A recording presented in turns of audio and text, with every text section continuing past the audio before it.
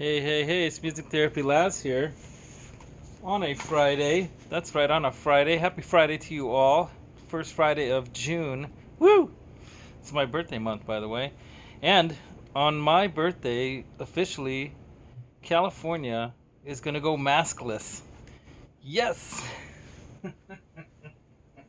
So Music Therapy Laz here on my final coat of this table here, and so I thought I'd real quickly do a light sand. I've already sanded the other table.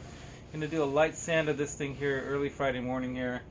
Very light sanding. This is a 360 grit, or is it 320 grit sandpaper, but it's already been used a bit, so it's a little bit down, you know, knocked down, and a little bit of this reddish kind of purplish colored kind of scotch pad that scotch kind of pad material that you use around the edges. You know, you don't want to overly sand some of the areas, right? So you just kind of take this to kind of break the surface a little bit for that final coat of varnish to go on. So I'm using that Helmsman spar urethane, this stuff, with a brush. Can't spray out here, even though spraying would be ideal for, you know, a piece of furniture like this, but got limited things we can do in the back of the patio here. And spraying a polyfinish probably would definitely not be a good idea for all the plants and everything else around here. So I'm going around. Yeah, just here. By the way, this is kind of like the precursor to the Telecaster build that I'm going to be doing. So the Telecaster build, of course, I'm probably going to cut the body out fairly soon because I want to see how that's going to work. So if you guys haven't seen that, let me go grab that piece of wood. If you're wondering what this is all about, if you've never watched any of these table videos, but yeah, I bought this massive slab of California Redwood. Hey, get out of here, bug. And this leftover piece from the two tables, the size that I cut off of here, it's got a pretty nice sized piece over here that is pretty, I think, tight and dry, and you know, I think the grain is pretty cool looking. You see that swirl in the grain there, and there's this actual knot right here that is a very tight looking knot that I don't think is going to cause a problem.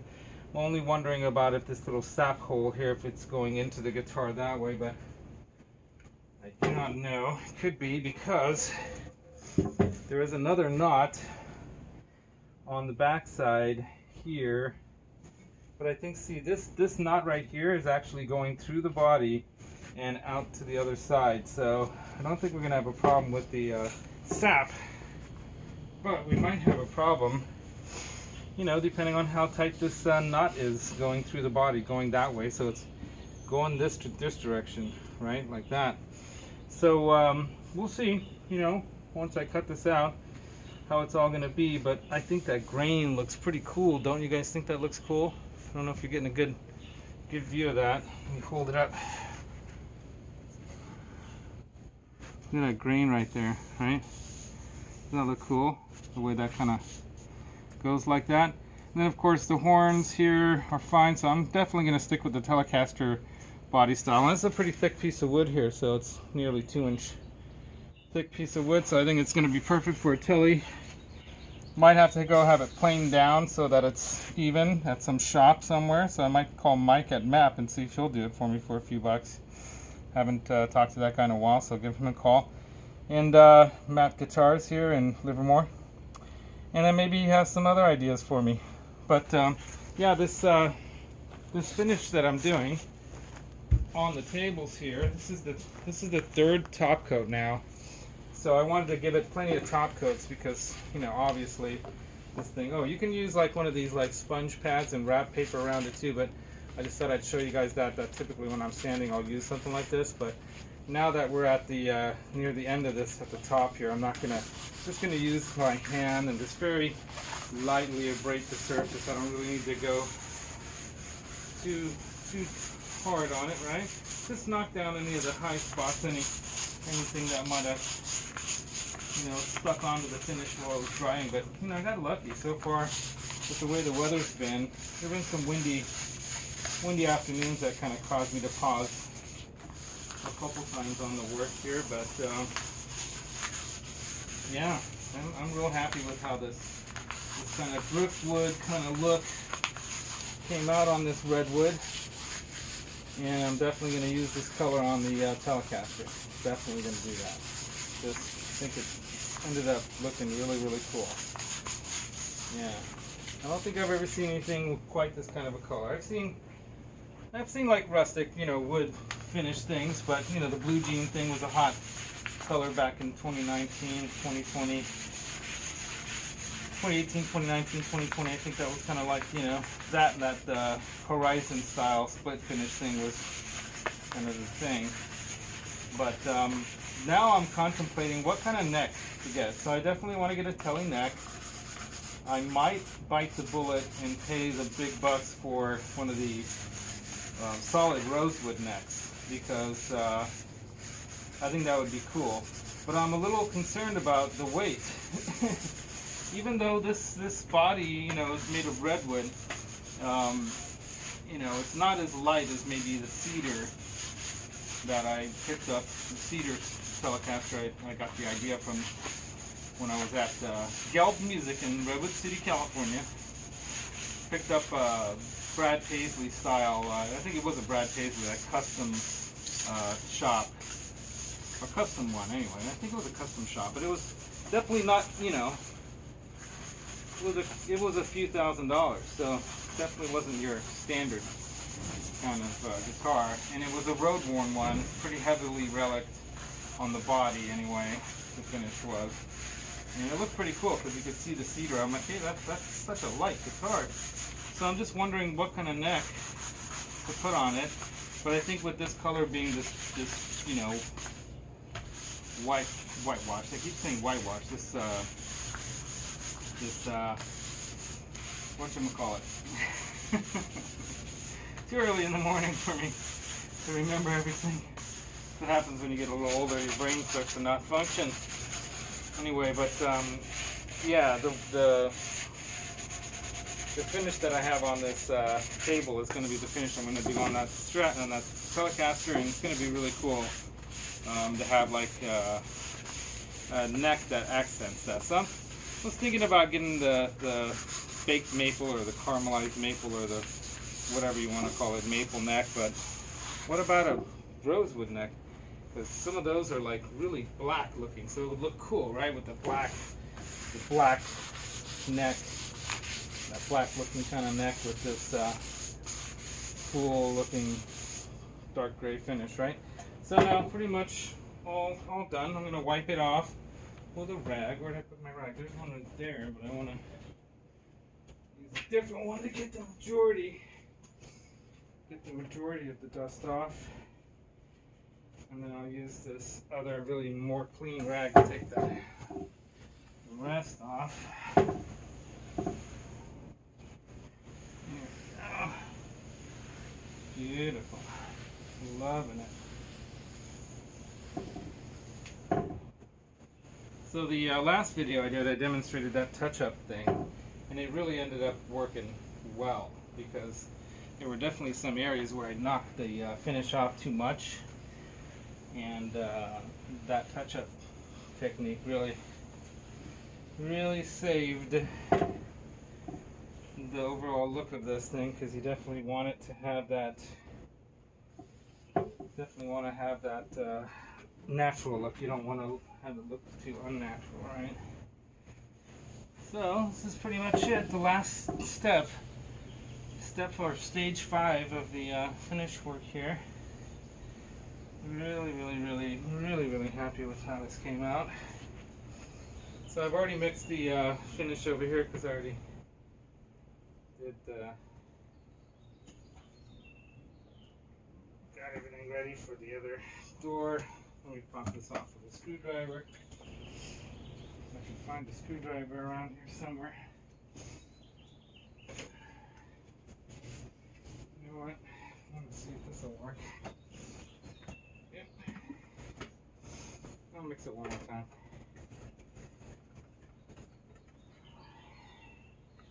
Now I'm not going to be too worried about putting the can on top because it's already got, you know, 2 thick coats of, or thin.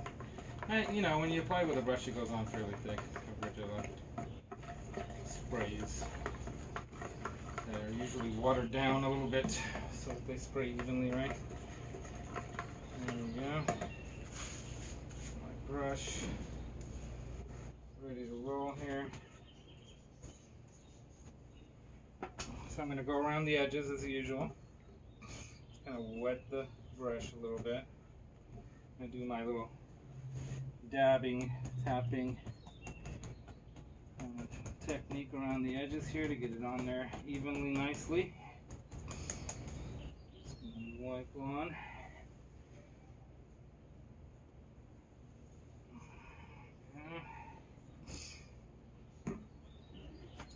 A little more here. So what are you guys all doing this weekend? We're gonna have our first jam night in more than a year.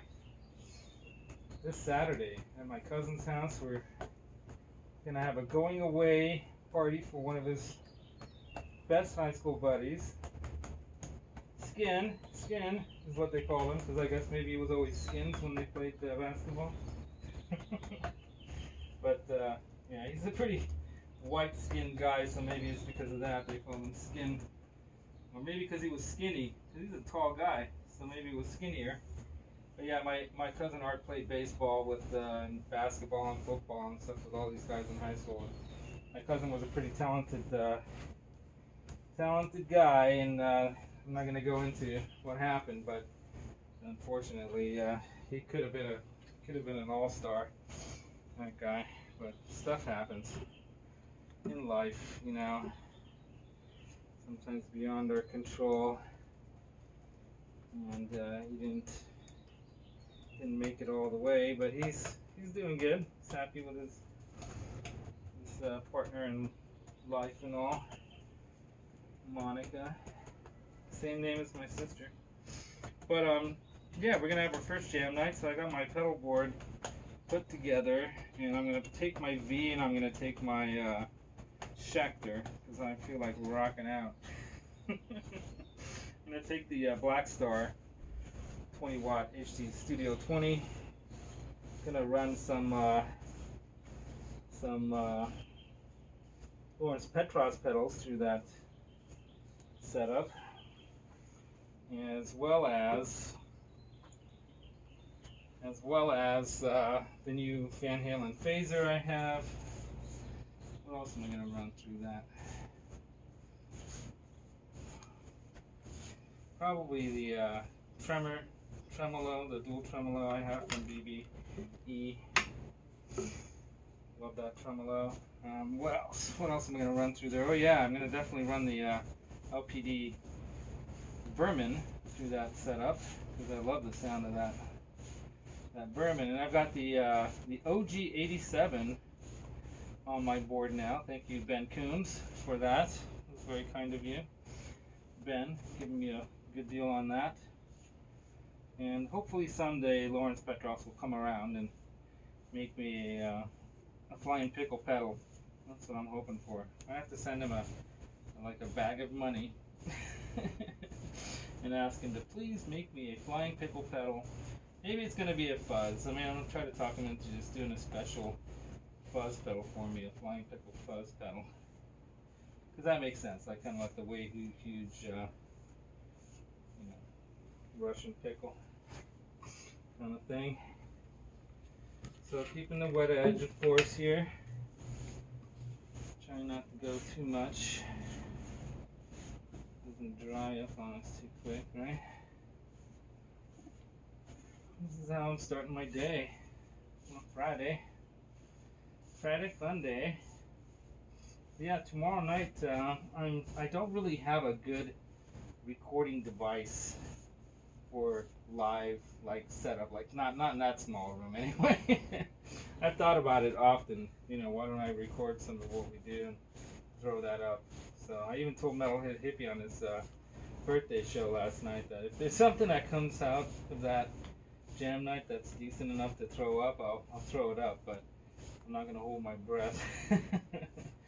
I've been thinking about getting one of those Zoom HMD2 or whatever that recorder, that small one that a lot of people really love. They say sometimes they get better results with that thing because it's so tuned perfectly for recording. They like it better than when they mic up stuff, you know? So maybe I'll have to check that thing out. I want to move a little bit faster here, Laz. It's drying on you. There we go. Nice and thin coating. Get that brush strokes so even that you can't even see them when they're dry. Right? That's the whole point. There we go. Hello. So yeah, first jam night in over a year, and I was looking up some concert tickets to see what there might be worth checking out. I mean, I'd like to go see Mammoth and Guns N' Roses, but for $400 a ticket or more, I don't think so. Unless I can get some last minute cheap discounted ones, you know, because I think there's a lot of the scalping kind of stuff going on. But yeah, in either case, I'm not willing to spend $1,000 on a night of rock and roll. I love them, but you know, I'm hoping that Mammoth tours their own music maybe later. But you know, it's hard to say with the way things are right now. You know, it's hard to say whether they have the money. I mean, you know, obviously, probably Wolf Van Halen probably does have the money, but does he want to throw, you know, that much money at a show? It's pretty cool that they got on that bill, though. That's definitely a big step in a good direction for them, you know, being a kick-ass new rock band. We need more rock bands on the airwaves too, so hopefully you're going to get some more. Wow, that looks great. Love it. So that's pretty much it. That's the table that I'm going to do. The same finish is going to go on the Telecaster build. So it's wet right now, but when it's dry, it's going to be not as glossy, obviously. How do you like it? You like it? I think it's cool. All right, check it out. Nice. Alright, so that's it for Music Therapy Laz on this Friday. I'll probably jump into Lori Mishmash's show tonight, or at least, you know, in the chat and whatnot. I don't know if she'll invite me on the show, but that would be cool. And we'll see how that all goes. But happy birthday, Lori Mishmash. That can't be your last name. Happy birthday, Lori, and rock on, everybody. And Music Therapy Laz signing off with that little bit of advice, or whatever you might want to call it. The secret to tone is in your mind, but the feel comes from your heart. Put them together, make some music with your hands, feet, tongues, elbows, knees, whatever you use to make music with. Make it. Some people use their feet. Yeah, I've seen like Ray Manzarek with the foot on the bass pedal things, you know. Yeah, so there's different ways to make music. It's not all just in the hands, but when you put them together and make some music, that's what we all appreciate the most. And I hope you guys get a chance to do that, as I'm always struggling to have more time for music. Yes, hopefully I'll be putting together some more for you guys all soon. And until next time, Music Therapy Laz signing off. Rock on.